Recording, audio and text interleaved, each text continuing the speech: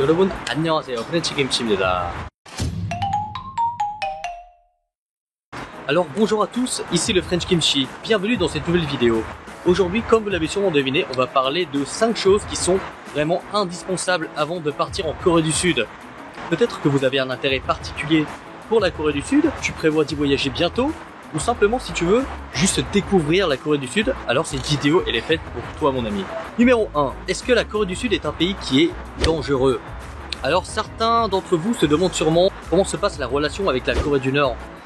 C'est quand même un pays qui a l'armée nucléaire, qui menace à peu près tout le monde. Alors moi personnellement je dois vous avouer que ça fait très longtemps que j'habite en Corée et que cette pression-là, la pression que reflètent les médias internationaux, on la ressent pas vraiment dans la vie de tous les jours, dans le quotidien des Coréens. La menace elle est peut-être pas si directe que ça, sûrement jusqu'au jour où ça pète quoi. Non, je rigole. Depuis 2017, je dirais, les liens s'améliorent avec la Corée du Nord, grâce à la destitution de l'ex-présidente Park Geun-hye et puis l'élection du nouveau président Moon Jae-in. Et l'actuel président, il a une vision assez stratégique d'engager le dialogue avec la Corée du Nord et il y a eu quand même des moments historiques. Cela fait vraiment très longtemps que les leaders du Sud et du Nord ne s'étaient pas vus. Au niveau politique, je pense pas qu'il y a un très grand risque. Pour accentuer mes propos, même certaines grandes agences de notation qui évaluent si un pays est risqué ou pas, donc la Corée du Sud, c'est considéré comme un pays à peu près, même très sûr, d'une manière économique et d'une manière politique également. Alors, outre toute la partie politique, non, je pense que la vie de tous les jours en Corée, c'est très safe. Par exemple, si tu vas au restaurant, tu peux même laisser ton téléphone à l'entrée ou même derrière le comptoir. Tu peux demander au serveur de le laisser charger, il va le laisser là sur le comptoir et personne, je dis bien personne ne va le voler. Ou quoi que ce soit, personne ne le touchera. Tu peux même laisser tomber ton portefeuille. Je crois qu'il y a des vidéos sur internet. Ils laissent tomber leur portefeuille dans la rue et il y a personne qui va le voler. Il y a forcément quelqu'un qui va le prendre et qui va te le rendre directement. Et moi je trouve ça génial, pas besoin de te soucier de tous ces problèmes là que tu peux rencontrer en France.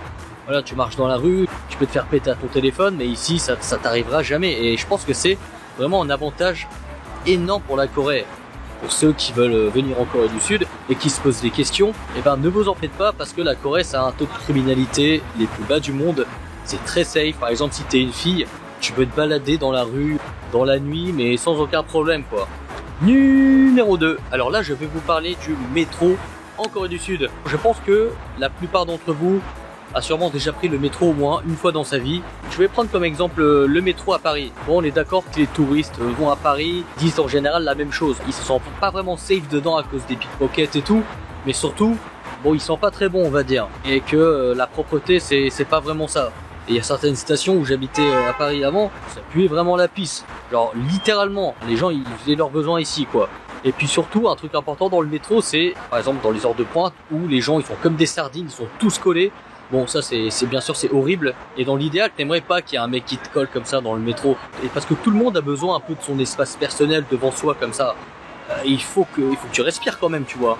On peut théoriser ça par la proxémie. Donc la proxémie c'est quoi? C'est ce qui décrit notre façon d'occuper l'espace en présence d'autres personnes. On va donner un exemple. Si c'est la première fois que tu rencontres quelqu'un, bon, tu vas peut-être lui faire la bise, j'en sais rien. Je pense que tu vas pas te comporter de la même manière que tu te comportes avec tes amis proches. Peut-être que tu vas lui parler, mais tu vas pas lui parler d'une manière ultra proche comme ça. Bon, premièrement parce que tu la connais pas et que ça se fait pas. Sauf que justement, cette distance-là, cette distance personnelle, on va dire, elle est très subjective et que en grande partie, ça dépend dans quelle culture tu es associé. Si tu es associé de tel ou de tel pays. Par exemple, dans les pays latins, je pense que cette distance est beaucoup plus petite. Tu peux être plus proche des gens. Alors que dans certains autres pays, comme la Corée du Sud ou le Japon, t'as pas intérêt à t'approcher à moins de 500 mètres des gens. Et surtout, dans aucun cas, t'as intérêt à toucher les gens, ils vont direct t'appeler les keufs. Sauf que dans le métro coréen, alors ça se passe, mais pas du tout, mais alors pas du tout comme ça. Vous oubliez tout ce que je viens de dire parce que ça va servir à rien.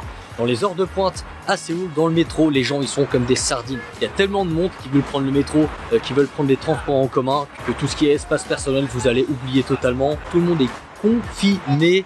Donc voilà, ça dépend vraiment des situations, tout ce qui est espace personnel, etc. Mais en tout cas, ce qui est cool, ce qui est vraiment bien en Corée du Sud, c'est que le métro, il est clean. Les gens, ils grugent pas, passent pas par-dessus le portillon. De toute façon, il n'y a même pas de portillon.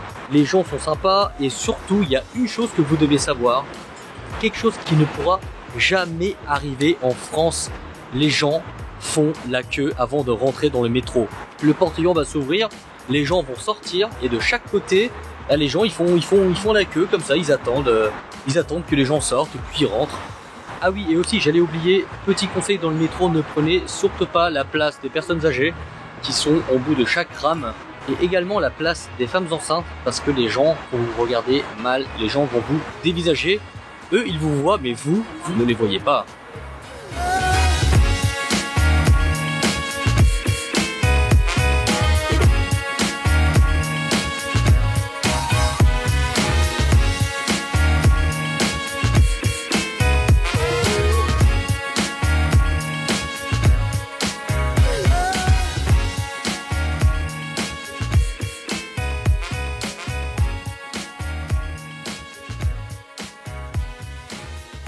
Numéro 3. Alors là on va parler d'un sujet qui est très chaud. Je sais pas si vous mangez épicé ou quoi que ce soit, mais en tout cas en Corée du Sud, les gens peuvent manger super épicé, super piquant. C'est pas du genre je vais à Paris 13, je vais manger chinois et je vais tremper mon petit rouleau de printemps dans la sauce rouge que tout le monde connaît.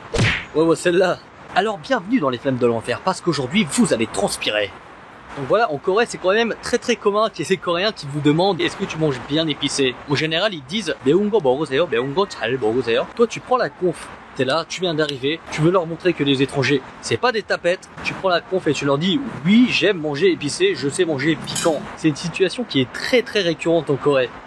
Tu vas manger avec des Coréens, sauf que bon, ils t'amènent dans un restaurant et ils commandent quelque chose d'assez épicé, on va dire. Et pendant que le Coréen, il est là, il déguste tranquillement d'une manière sereine son plat. Toi, t'es à côté, tu regardes ton pote et il est tout rouge. Il est en position de transpiration abondante. Et toi, tu sais pas quoi faire parce qu'il n'y a pas assez de mouchoirs dans le restaurant pour le sauver, ton pote. Je dis pas que tout est vraiment piquant en Corée du Sud. Ne vous inquiétez pas, car ici, il y a des très bons services d'urgence, des hôpitaux, etc. au cas où vous vous crevez l'estomac parce que vous avez mangé trop piquant. Je veux simplement vous dire qu'il n'y a pas que des plats qui sont épicés ou super piquants. Non, il y a vraiment un panel de plats énorme. Des plats qui sont super bons et qui sont pas du tout épicés et ça vous allez forcément en trouver. Et d'ailleurs je vous conseille de suivre mon Instagram parce que je poste assez souvent des plats coréens typiques que vous pouvez retrouver et cliquez parce que vous allez kiffer. Numéro 4. Numéro 4, je vais vous parler de la météo, du climat en fait plus précisément. Comme vous le savez, en France, on a 4 saisons bien distinctes parce que la France fait partie de la zone tempérée. D'un point de vue strictement géographique, c'est la zone qui se situe entre les tropiques et les cercles polaires. Hashtag les cours de géographie d'il y a 30 ans, c'est pas mon âge. Comme en France, la Corée du Sud, ça a 4 saisons et j'étais un peu obligé de vous en parler parce que les saisons sont beaucoup plus marquées qu'en France en fait. Les meilleures saisons directes, à vrai dire, c'est automne-printemps. Là maintenant c'est la fin de l'été, dédicace à Laurent Voulzy, mon très cher ami. C'est la meilleure saison pour venir en Corée, tout ça parce que les températures sont plutôt douces, entre 15 et 25 degrés. Moi j'adore perso. Le printemps c'est une très belle saison parce que déjà c'est une période post-sibérienne et que t'as des festivals qui sont très sympas, notamment le festival des lanternes et t'as également l'éclosion des fleurs de cerisier. Et ça c'est un événement extrêmement marquant en Corée du Sud. T'as plein de touristes des régions locales qui viennent visiter la Corée rien que pour ça. Parce que ça devient magnifique et je vous assure que c'est vraiment une très bonne saison pour venir en Corée du Sud. Venez en avril, c'est très bien en avril. Voilà, maintenant je vais vous parler d'un autre point. L'été, il est vraiment hardcore. Si on parle d'été, ici en général il fait entre 25 et 35 degrés. Pendant l'été, comparé à la France, c'est que ici l'été, il est méga humide. C'est-à-dire que tu transpires tout le temps. Et ça c'est parce que c'est des périodes de grosses pluies, de moussons, etc. Et même maintenant, bon ça se voit pas mais il y a un typhon qui traverse la Corée qui va rejoindre la Chine. Il a commencé à faire beau tout d'un coup, je sais pas pourquoi. Et finalement t'as l'hiver. L'hiver en Corée c'est rude. Il caille, je vous dis direct. Il fait entre 0 et moins 20 degrés ici. Je vous conseille de vous équiper de votre plus belle doudoune avant de tester la Corée en hiver. Ici, en hiver, ce qu'ils font en général, c'est que les gens s'habillent avec des long paddings, ça s'appelle. En gros, c'est des grosses doudounes qui partent de au-dessus des sourcils jusqu'aux chevilles, quoi. Donc voilà, si vous êtes chaud pour venir en Corée l'hiver, ouais, il faut se préparer. Il faut se préparer parce qu'il fait très froid, ouais. Alors, dernier point, numéro 5. Est-ce que vous avez déjà entendu parler de Séoul comme étant la ville de l'amour? Oui, parce que à Séoul, en effet, il y a énormément de choses qui sont destinées aux couples. Il y a vraiment une farandole d'activités qui sont destinées à être vécues en couple. Notamment, si tu vas au cinéma, t'auras tout au fond des sièges, t'auras un gros canapé énorme pour 2 personnes. Donc en général, c'est pour les couples. Beaucoup de couples en Corée s'habillent de la même manière. On appelle ça le proper look. On va dire qu'ils portent les mêmes baskets, les mêmes t-shirts, peut-être les mêmes accessoires. Ça arrive très souvent. Ils sont vraiment à fond dans les couples. Vous pouvez percevoir ça un peu comme vous voulez. Vous pouvez trouver ça un peu mignon ou un peu too much. Il y a également ce qu'on appelle les kinyomil. Alors ça veut dire c'est les jours de commémoration, des dates, des périodes, combien de temps tu as été en couple avec ton copain ou ta copine. Notamment en Corée, on va souvent célébrer le 22e jour, le 100e, 200, 300, 400, 500, 1000 jours, enfin ce que vous voulez. Et il y a beaucoup de fêtes qui sont ancrées dans la culture, qui célèbrent le fait d'être en couple, notamment le Pepero Day, où tu dois t'échanger les peperos, c'est une sorte de petits bâtonnets de chocolat entre couples. Mais en tout cas voilà, c'était un petit aperçu de comment ça se passe, la vie en couple en Corée du Sud. Et j'en parlerai sûrement plus, soit dans une autre vidéo, ou sur des posts Instagram, ou quoi que ce soit. Et voilà, c'est déjà la fin de la vidéo. Merci à tous d'avoir suivi cette vidéo. Laissez un petit commentaire pour savoir ce que vous avez pensé des 5 choses que j'ai présentées. Et également, si vous avez des questions, ou quoi que ce soit, ou même des requêtes sur quel type de vidéo tu voudrais voir dans le futur, eh bien écoutez, la section commentaires est ouverte. Demandez-moi ce que vous voulez. Et enfin, surtout, n'oubliez pas de vous abonner et de me follow sur les réseaux sociaux. Tout est dans les descriptions parce qu'il y a du lourd qui arrive et vous allez forcément kiffer. Et surtout, dernière chose, partagez, montrez à vos amis, montrez à vos familles à quoi ça ressemble la Corée du Sud vue par French Kimchi. À très bientôt, on se voit dans une prochaine vidéo et moi je vous dis à ciao, bonsoir.